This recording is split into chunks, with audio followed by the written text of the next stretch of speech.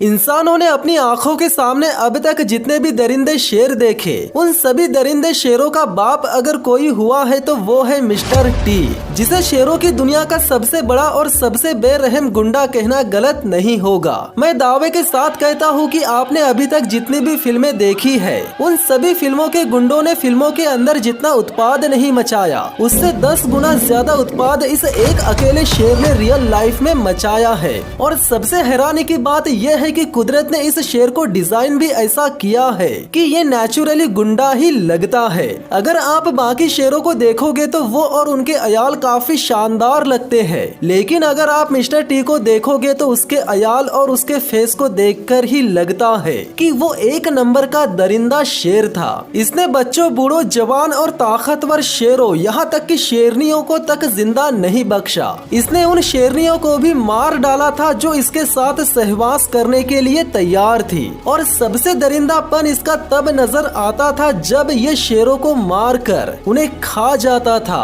कहते हैं इस शेर की हैवानियत को देखकर कैमरामैन की भी रूह कांप जाती थी। वे भी अपनी आंखें बंद कर देते थे जब इसका असली दरिंदापन सामने आता था। फॉरेस्ट डिपार्टमेंट के आंकड़े बताते हैं कि एक साल में 100 शेरों को खत्म करने में मिस्टर टी का ही हाथ था, लेकिन बहुत से लोग ये भी कहते हैं कि ये आंकड़े गलत भी हो सकते हैं, क्योंकि मिस्टर टी जिस भी शेर या उनके बच्चों को मारता था तो उन्हें खा जाया करता था। कई बार शेरों का शव मिलता था तो कई बार नाम मात्र की हड्डियां ही मिलती थी। इसीलिए ये अनुमान लगाया जाता है कि मिस्टर टी ने अपने भाइयों के साथ मिलकर केवल एक साल में 100 से भी ज्यादा शेरों को खत्म कर दिया था। अब आप सोच रहे होंगे कि इतने भयानक शेर का सामना किया किसने होगा, तो गाइस सब्र कीजिए, क्योंकि जिन शेरों ने मिस्टर टी का सामना किया वो भी कोई मामूली शेर नहीं थे। उन्होंने न केवल मिस्टर टी को उसी की भाषा में जवाब दिया, बल्कि जिन 100 से भी ज्यादा शेरों को मिस्टर टी ने मारा था उनसे भी कई ज्यादा दर्दनाक मौत इन्होंने मिस्टर टी को दी थी।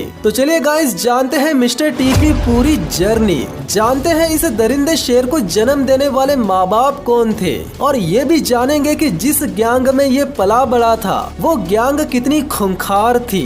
इसके अलावा जानेंगे उन शानदार शेरों के बारे में जो बेमतलब कत्लेआम तो नहीं मचाते, लेकिन बेमतलब कत्लेआम मचाने वालों को जिंदा भी नहीं छोड़ते। गाइस अगर आपने अभी तक चैनल को सब्सक्राइब नहीं किया है तो चैनल को सब्सक्राइब कर लीजिए, साथ ही साथ बेल आइकन को भी दबा दीजिए। नमस्कार दोस्तों, मेरा नाम है विकी पाटिल और स्वागत है आपका फैक्ट लिमिटेड चैनल पर। गाइस वीडियो शुरू करने से पहले मैं आप लोगों को अभी से अलर्ट कर देता हूँ कि बच्चे इस वीडियो से दूर रहे, क्योंकि इस वीडियो में इतना खून खराबा है कि बहुत से लोग इस वीडियो की कुछ क्लिप्स को देखकर अपनी आंखें बंद कर लेंगे। और मुझे ये भी पता है कि यूट्यूब इस वीडियो पर $1 लगा देगा या फिर एज रेस्ट्रिक्शन लगा देगा, और दोनों ही मामलों में मुझे यूट्यूब के तरफ से कुछ भी नहीं मिलेगा। तो आप लोगों से एक छोटी सी रिक्वेस्ट है कि सुपर चैट के जरिए थोड़ी सी मदद जरूर कर दीजिएगा। जो भी लोग सुपर चैट करते हैं तो आने वाले वीडियो में मैं उन सभी सब्सक्राइबर्स का नाम जरूर लूंगा।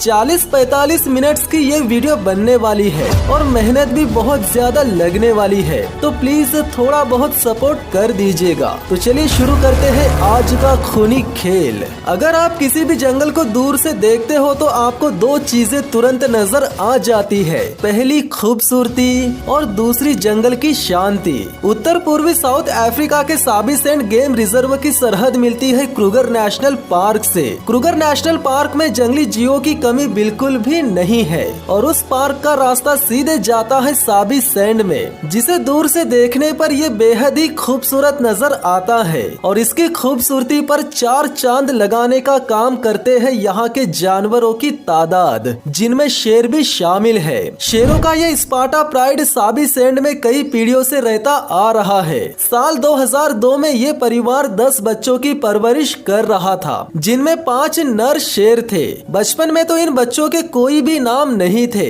लेकिन कुछ महीनों के हो जाने के बाद उन्हें उनके नाम मिल गए। स्कार, प्रीटी बॉय, रास्टा, किनकी टेल और मिस्टर टी। फॉरेस्ट गार्ड्स और इस परिवार को ट्रैक करने वाले लोगों ने जब इन बच्चों पर गौर करना शुरू किया तभी से उन्हें पता चल चुका था कि ये बच्चे साधारण नहीं है। वे बाकी शेरों के बच्चों की तरह बिल्कुल भी नहीं थे। उनकी दबंगई बचपन से ही नजर आने लगी थी। हालांकि उनका खेल कूद, उनकी शरारतें, हिलती डुलती चीजों को देखकर उनके पीछे भागना, आपस में लड़ने की प्रैक्टिस करना, ये सब आम शेरों के बच्चों जैसा ही था। लेकिन उनमें कुछ ऐसी खास बातें भी थी जो सबका ध्यान उनकी ओर आकर्षित कर रही थी। पांचों बच्चों में से दो बच्चे काफी यूनिक नजर आते थे। पहला किनकी टेल और दूसरा मिस्टर टी।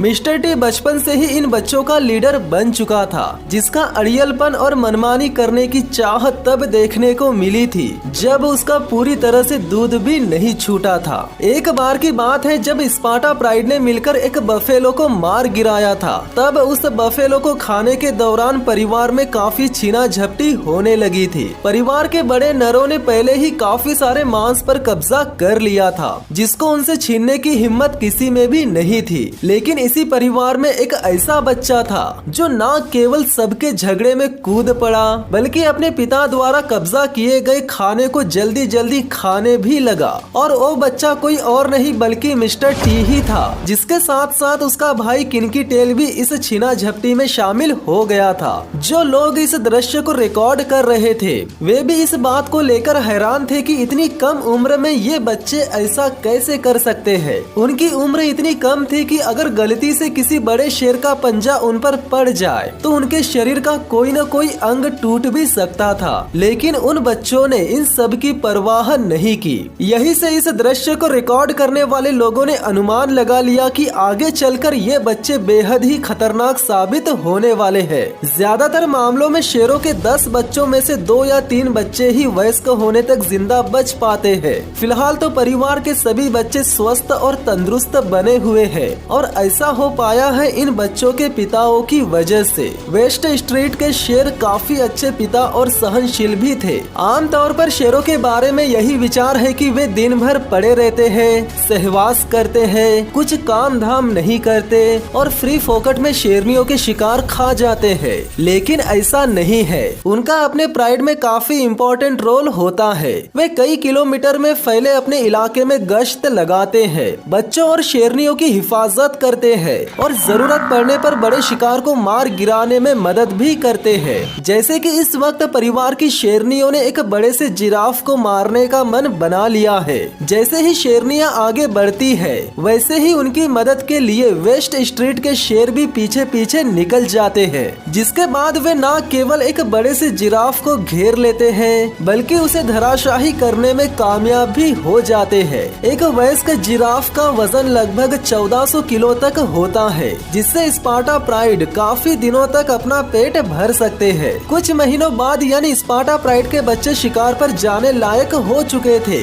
जिनकी एकजुटता और असाधारण व्यवहार को देखकर उन्हें जाना जाने लगा मापोगो के नाम से। साल 2003 में मापोगो बंधु यानी मिस्टर टी, किनकी टेल, रास्टा, प्रीटी बॉय और स्कार 6 महीनों से लेकर 1.5 साल के हो चुके थे। उनका जन्म एक बड़े से दमदार परिवार में हुआ था, जिसमें उनकी हिफाजत करने वाले शेरों का एक बेहतरीन संगठन था और इन बच्चों की माओ का तो कोई जवाब ही नहीं। मापोगो बंधुओं की माएं बेहद ही खतरनाक शिकारी थी और यही हुनर उन्होंने अपने बच्चों को भी सिखाया। जंगल का गुंडा कहे जाने वाले हनी बैजर से जंगल के कोई भी शिकारी जानवर उलझना पसंद नहीं करते, यहाँ तक कि शेर भी नहीं। लेकिन शेर के बच्चों के लिए तो वो जंगल के बाकी जानवरों जैसा ही रहता है। उन्हें इस बात से कोई मतलब नहीं रहता कि ये जंगल का गुंडा हो या फिर कोई निडर जानवर। वे तो बस शिकार करने की कोशिश करना शुरू कर देते हैं। यहाँ सिर्फ बात मापोगो बंधुओं की ही नहीं हो रही है। शेर के कोई भी बच्चे अगर वे 3 या 4 की तादाद में हो तो वे एक साथ हनी बैजर पर टूट पड़ते हैं। ऐसे में वे या तो उसे बेहद जख्मी कर डालते हैं या फिर मस्ती मस्ती में जान से खत्म भी कर डालते हैं। ऐसा ही कुछ यहाँ नन्हे मापोगो बंधु भी कर रहे हैं। वे एक साथ 2 हनी बैजर से भिड़ चुके हैं। हालांकि वे इन्हें खत्म तो नहीं करते, लेकिन बुरी तरह से जख्मी जरूर कर डालते हैं। आत्मविश्वास से भरे इन बच्चों का हौसला तब चकनाचूर हो जाता था जब वे अपने परिवार के साथ भैंसों के शिकार पर जा जाते थे। अफ्रीकन टैंकों का शिकार करना किसी भी शेरों के परिवार के लिए आसान नहीं होता। जब 1400 भैंसों वाले झुंड पर स्पार्टा प्राइड हमला करता था, तब 10 प्रयासों में से 1 या 2 प्रयासों में ही उन्हें कामयाबी मिल पाती थी और इस कामयाबी के बदले भी उन्हें काफी बड़ी कीमत चुकानी पड़ जाती थी। कई बार झुंड के शेरों को बफेलोस उछाल कर फेंकते थे, तो कई बार किसी न किसी शेर को बुरी तरह से जख्मी भी कर डालते थे। यहाँ तक कि भैंसों के झुंड ने स्पार्टा प्राइड के काफी सारे नन्हे बच्चों को भी मौत के घाट उतार दिया था। और ये सब घटना घट रही थी नन्हे मापोगो बंधुओं के सामने। मापोगो बंधु थोड़े बड़े थे और वे चकमा देकर भागने में एक्सपर्ट थे, इसीलिए वे बच गए। अगर ये भी भैंसों के चपेट में आ जाते तो मापोगो बंधुओं का एक शानदार गठबंधन कभी बन ही नहीं पाता। इतनी कम उम्र में मापोगो बंधुओं ने इतना तो जान ही लिया था कि अगर मारोगे नहीं तो मरना पड़ेगा। मिस्टर टी, किनकी टेल, रास्टा, प्रीटी बॉय और स्कार, इन पांचों ने अपनी जिंदगी के सबसे चुनौती भरे साल को पार कर लिया था। यानी सभी भाई 1 साल से लेकर 1.5 साल के हो चुके थे। तभी इनकी जिंदगी में और एक बिन बुलाया खतरा आ गया। यानी साल 2003 में स्पार्टा प्राइड में एक अनजान नौजवान शेर घुस आया। आम तौर पर होता यह है कि जब कभी भी किसी प्राइड में कोई बाहरी शेर घुस आता है, तब प्राइड के बच्चों के लिए खतरा बढ़ जाता है। यानी बाहरी घुसपैठिया शेर सबसे पहले प्राइड के बच्चों को ही खत्म कर डालता है। लेकिन नन्हे मापोगो की किस्मत अच्छी थी कि उस शेर ने इन बच्चों को कुछ भी नहीं किया। इलाके में आया नर शेर भी अपनी जान बचाकर आया था। बाद में पता चला कि इस नए शेर को प्राइड के शेर और शेरनियों ने इसलिए आने दिया क्योंकि ये नया शेर वेस्ट स्ट्रीट शेरों का बड़ा बेटा था। यानी मापोगो बंधुओं का सौतेला भाई, जिसकी उम्र थी 4 साल और इसका नाम था मखुलू। 1 साल तक परिवार में रहने के बाद स्पार्टा प्राइड ने उसे अपने परिवार का हिस्सा मान लिया था। अब मखुलू परिवार का सदस्य ही नहीं बल्कि इन जवान मापोगो बंधुओं का बड़ा भाई भी बन चुका था। मिस्टर टी और किनकी टेल के बीच जो रिश्ता बचपन में बना था, वो रिश्ता बचपन के मुकाबले और भी ज्यादा मजबूत हो गया था। मिस्टर टी अब एक दबंग शेर बन चुका था और किनकी टेल उसके भाई की ताकत, यानी हमेशा अपने भाई की मदद के लिए तैयार रहने वाला एक योद्धा। वो साए की तरह अपने भाई के साथ ही रहा करता था और हर अच्छे बुरे वक्त में उसकी मदद भी करता था। शेरों की जिंदगी में बदलाव आने में ज्यादा वक्त नहीं लगता। जब परिवार के नर शेर सहवास की उम्र के हो जाते हैं, तब परिवार में उनके लिए कोई जगह नहीं रहती। साल 2004 में 5 जवान मापोगो के साथ उनसे 2 साल बड़े मखुलू को भी उनके पिताओं ने अपने प्राइड से बाहर खदेड़ दिया। अब ये बेघर 6 बंजारे शेर अपने दम पर जीने के लिए मजबूर हो गए थे। अब इन्हें ना ही कोई रोकने टोकने वाला था और ना ही इन्हें कोई दायरे में बांधने वाला। अब ये सब हो चुके थे आजाद और अब यहाँ से शुरू होने वाला था मौत का तांडव। अब उन भैंसों की आने वाली थी शामत, जिन्होंने मापोगो बंधुओं के काफी सारे नन्हे भाई बहनों को खत्म कर डाला था। अब ना केवल बदला लेने का वक्त आ चुका था, बल्कि साबी सेंड की जमीन को खून से रंगने का वक्त भी आ चुका था। मापोगो बंधुओं में इतना बदलाव आ चुका था कि अब उन्हें पहचानना भी मुश्किल हो चुका था। इन 6 शेरों में मखुलू एक अलग ही शेर दिखाई पड़ता था, क्योंकि वो इन सब से न केवल बड़ा था बल्कि उसके अयाल भी बाकी 5 शेरों से बड़े और काले थे। इसके बाद था प्रीटी बॉय, जो कि काफी खूबसूरत शेर था, जिसे उसके जख्मों की वजह से भी पहचाना जाता था। तीसरा शेर था स्कार, एक जख्मों वाला शेर। इसके पीठ पर और रीढ़ की हड्डी के बीच में एक गहरा निशान था। चौथे शेर का नाम था रास्टा, जिसे ड्रेडलॉक भी कहते थे। इसके अयाल में कुछ फंसा हुआ था, इसीलिए इसे ड्रेडलॉक कहते थे। 5वां शेर था किनकी टेल और छठा शेर था मिस्टर टी, जो कि बाकी सभी भाइयों से अलग ही दिखता था। उसके अयाल सभी शेरों के मुकाबले काफी अलग थे। देखा जाए तो मापोगो गठबंधन बन चुका था। मापोगो एक स्वाजी शब्द है, जिसका मतलब होता है एक टाइप का सुरक्षा कवच या वो ग्रुप जो एक साथ काम करता है। मापोगो बंधुओं को इससे पहले खुद के दम पर कभी कोई बड़ा शिकार करना नहीं पड़ा था, लेकिन अब उन्हें जिंदा रहने के लिए चाहे छोटा छोटा हो या बड़ा, शिकार तो करना ही पड़ेगा। शुरुआती प्रयासों में वे अनेकों बार नाकाम होते रहे, बड़े शिकार उनके हाथ ही नहीं लगे, जिसके बाद उन्होंने दूसरे शेरों द्वारा किए गए शिकार पर ही हाथ साफ करना सही समझा।